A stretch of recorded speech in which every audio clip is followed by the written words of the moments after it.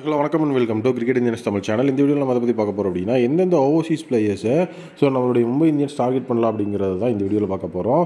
Overseas பிளேயர்ஸை பொறுத்த வரைக்கும் Overseas அப்படிங்கிற ஒரு விஷயத்தை கேள்விப்பட்ட உடனேவே மும்பை இந்தியன்ஸ் ஃபேன்ஸ் எல்லாருக்குமே ஸ்ட்ரைக் ஆகுறது. ஃபஸ்ட்டு நமக்கு மெயினாக நீட் இருக்கிற இடம் பார்த்திங்கன்னா ஓவர்சீஸ் டாப் ஆர்டர் பேட்டிங் அப்படிங்கிறதுல ஒரு நீட் இருக்குது. அந்த இடத்துக்கு கண்டிப்பாக ஜாக் ஃப்ரேசர் மெக்கர்க்காக நம்ம எடுக்கலாம். ஜாக் ஃப்ரேசர் மெக்கர்க்கை பொறுத்த வரைக்கும் எதனால் வர சொல்கிறேன் அப்படின்னா ஆல்ரெடி ஒரு ரீப்ளேஸ்மெண்ட் பிளேயராக உள்ளே ரீப்ளேஸ்மெண்ட் பிளேயராக டெபு சீசன் டெல்லி கேபிட்டல்ஸோட ஓப்பனிங் அப்படிங்கிறதுல சூப்பராக பெரிய லெவலில் சூப்பராக ரன் அடிச்சு கொடுத்தாரு. அந்த அளவுக்கு பார்த்தீங்கன்னா அவருடைய அதிரடியான ஹிட்டிங் அப்படிங்கிறது செமையாக டெவலப் ஆயிருக்கு. அந்த மாதிரி இருக்கும்போது கண்டிப்பாக இந்த மாதிரியான டாப் ஆர்டர் பேட்டிங்கை தான் கண்டிப்பாக மும்பை இந்தியன்ஸும் எதிர்பார்க்குறாங்க. ஏன்னா ரோஹித் சர்மா ஆல்ரெடி பார்த்தீங்கன்னா நல்லாவே பார்த்தீங்கன்னா ஒரு ஹிட்மேன் மோடுக்கு வந்துட்டாருன்னா அவரோட சேர்ந்து கண்டிப்பாக ஜாக் ஃப்ரேசர் மெக்கர்க்கு ஆடும்போது பவர் பிளேயில் நமக்கு ஈஸியாக ரன்ஸ் மேக்ஸிமைஸ் ஆகும். ஏன்னா ரோஹித் சர்மாவோட ஃபார்மும் இந்த இடத்துல ரொம்ப முக்கியம். ஃபியூ இயர்ஸில் லாஸ்ட் இயர் கண்டிப்பாக ரோஹித் சர்மாவோட ஃபார்ம் இன்க்ரீஸ் ஆன மாதிரி தான் இருந்தது.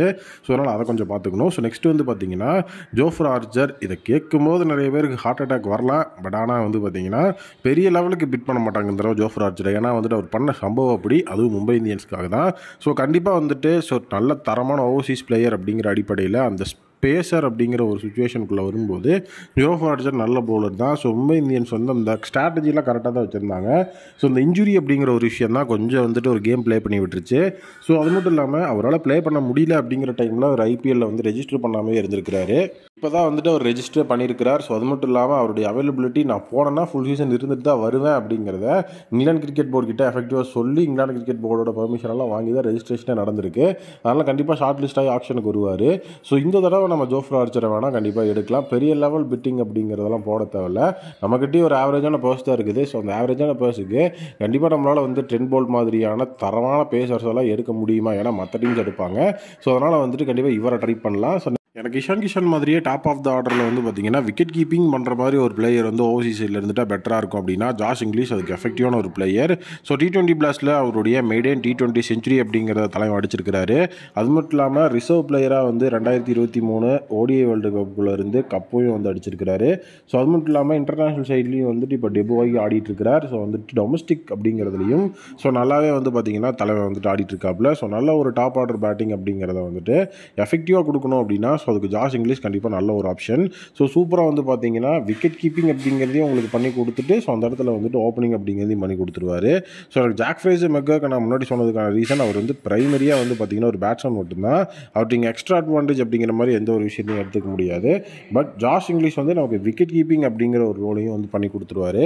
அந்த மாதிரியான பிளேயர்ஸ் இருக்கும்போது எனக்கு 2-in-1 ஆப்ஷன் அப்படிங்கிற மாதிரி வேணும்னா ஜாஷ் இங்கிலீஷை கண்டிப்பாக ட்ரை பண்ணலாம். ஏன்னா கம்பேர் வித் நம்மளுடைய ஜாக் ஃப்ரேசர் மெக்கர்க் அப்படின்னு பார்க்கும்போது இவர் நம்ம காஸ்ட் எஃபெக்டிவாகவும் கிடைப்பாரு. அதே நேரம் பார்த்தீங்கன்னா இப்போ மேக்ஸிமம் ஃபேன்ஸ் எல்லாரும் சொல்கிற ஒரு நேம் என்ன அப்படின்னா ரியான் ரிக்கல்டன். இந்தியாவுக்கு எகெயின்ஸ்டாக இப்போது சவுத் ஆஃப்ரிக்கா T20 சீரிஸ் ஆடிட்டு இருக்காங்க. அதில் ரியான் ரிக்கல்டன் ஆடிட்டு இருக்கிறாரு. நீட்டாக பார்த்தீங்கன்னா அவருடைய ஸ்கோரிங் அப்படிங்கிறது ஃப்ரம் பால் ஒன்லேருந்து ஹிட்டிங் அப்படிங்கிற விஷயம் தான். நீங்கள் ஃபஸ்ட் T20லேயே பார்த்துருந்தீங்க அப்படின்னாலுமே அவர் அந்த விஷயத்தை தான் பண்ணியிருப்பார். சிக்ஸர் பவுண்டரி போட்டு பிறந்திருப்பார். டோட்டலி ஒரு மிஸ்ஹிட் மூலியமாக அவருடைய விக்கெட் அப்படிங்கிறது விழுந்திருக்கும். இந்த ஒரு T20 சீரியஸ் அப்படிங்கிறது அவருடைய ஐபிஎல் ஆக்ஷன் டைனமிக்ஸில் அவருடைய சேலரி எல்லாம் கண்டிப்பாக இன்க்ரீஸ் பண்ணுறதுக்கு நிறைய வாய்ப்பு இருக்குது. ஏன்னா ரிக்கல் ரியாக்டன் பார்த்தீங்கன்னா டோட்டலி அவர் எம்ஐயோட அந்த சிஸ்டர் ஃப்ரான்ச்சைஸ்லையும் இருந்திருக்கிறாரு. அவரை full and full Mi management தரவாக பார்த்துருப்பாங்க.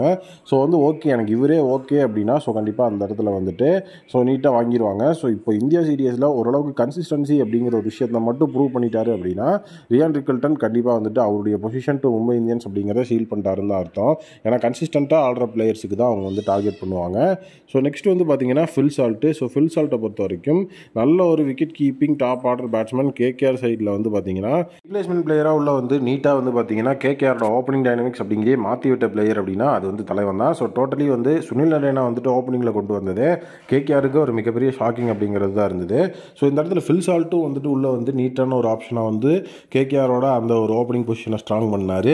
அப்படி இருக்கும்போது இவரை கண்டிப்பாக இந்த தடவை நிறைய டீம்ஸ் அந்த ஓப்பனிங் அப்படிங்கிற விஷயத்தில் ட்ரை பண்ணுவாங்க. என்ன ஏன்னா கேகேஆர் ஆர்டிஎம் இல்லாதனால இவர் கண்டிப்பாக புது டீமுக்கு தான் போவார். ஸோ அந்த டீம் எது அப்படிங்கிறது இப்போ நிறைய பேர் வந்து பார்த்துட்டு இருக்காங்க.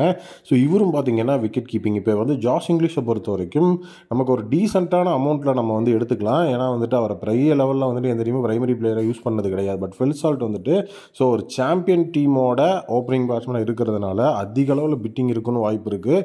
ஸோ அதனால் வந்துட்டு நம்ம ஆக்ஷனில் வந்துட்டு பிட்டே பண்ணாமலும் இருக்க தேவையில்லை. பிட்டிங் எப்படிங்கிறத போட்டு பார்க்கலாம், கிடைச்சா நமக்கு லக்கு தான். ஸோ நெக்ஸ்ட் யாருன்னு பார்த்தீங்க அப்படின்னா மார்க்கஸ் ஸ்டோய்னிஸ். ஸோ இவர் வந்து பார்த்தீங்கன்னா நல்ல ஒரு தரமான ஆல்ரவுண்டரு. ஸோ இவர் நம்ம ஓப்பனிங் பிளேயர் அப்படிங்கிற மாதிரிலாம் சொல்லலை. ஸோ இந்த இடத்துல நம்ம வந்து ஓவர்சீஸ் பிளேயர்ஸை தான் பார்த்துட்டு இருக்கோம். ஸோ ஸ்டோய்னிஸை பொறுத்த வரைக்கும் எல்எஸ்ஜியோட அந்த ஒரு பிரைமரி ஆல்ரவுண்டர் அப்படிங்கிற கேட்டகரி இவருக்கு தான் வந்து எழுதி கொடுத்துருந்தாங்க. இது ரொம்ப வந்துட்டு ஷாக்கிங் சர்ப்ரைஸாக தான் இருந்தது ஸ்டோய்னிஸ் எல்லாம் ரிலீஸ் பண்ணது. ஏன்னா அந்த டீமில் வந்துட்டு குர்னால் பாண்டியா மாதிரியான நிறைய பிளேயர்ஸ் ஆல்ரவுண்டர்ஸ் அப்படிங்கிற கேட்டகரியில் இருந்தாங்க. ஸோ எல்எஸ்ஜியை பொறுத்த வரைக்கும் ஸோ அவங்களுடைய சைடில் டோட்டலி வந்துட்டு ரொம்பவே வந்து எக்ஸ்பென்சிவ் அப்படிங்கிற ஒரு சைடில் பார்த்தீங்கன்னா ஓவர்சீஸ் செம ஸ்ட்ராங்காக இருந்தது. பட் ஆனால் வந்துட்டு எந்த ஓவர்சீஸ் பிளேயர்ஸையும் அந்தளவுக்கு அவங்க பேக் பண்ணல. ஸோ டோட்டலி அவங்களுடைய ஆக்ஷன் ஸ்ட்ராட்டஜி அண்ட் டைனமிக்ஸே வேறு லெவலில் மாறிட்டுருக்கு அப்படிங்கிற மாதிரி தான் வந்துட்டு அவங்க ஹிண்ட் கொடுத்துருக்காங்க. அது மாறி தான் ஆகணும்.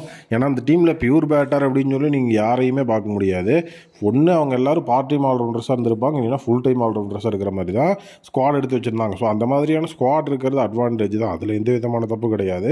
பட் ஃபுல் அண்ட் ஃபுல் அந்த மாதிரியே ஸ்குவாட் இருந்ததுன்னா அது கண்டிப்பாக வந்து டிஸ்அட்வான்டேஜ் அமையும் அப்படிங்கிறதுக்கு எல்எஸ்ஜியோட லாஸ்ட் இயர் ஸ்குவாட் வந்துட்டு ஒரு உதாரணம். நெக்ஸ்ட் வந்து பார்த்தீங்கன்னா pace attack. So pace attack அப்படிங்கிற ஸ்ட்ரென்தன் பண்ணுறதுக்கு ஜிடியில் லாஸ்ட் டைம் வந்து விளாண்ட ஸ்பென்சர் ஜான்சன்.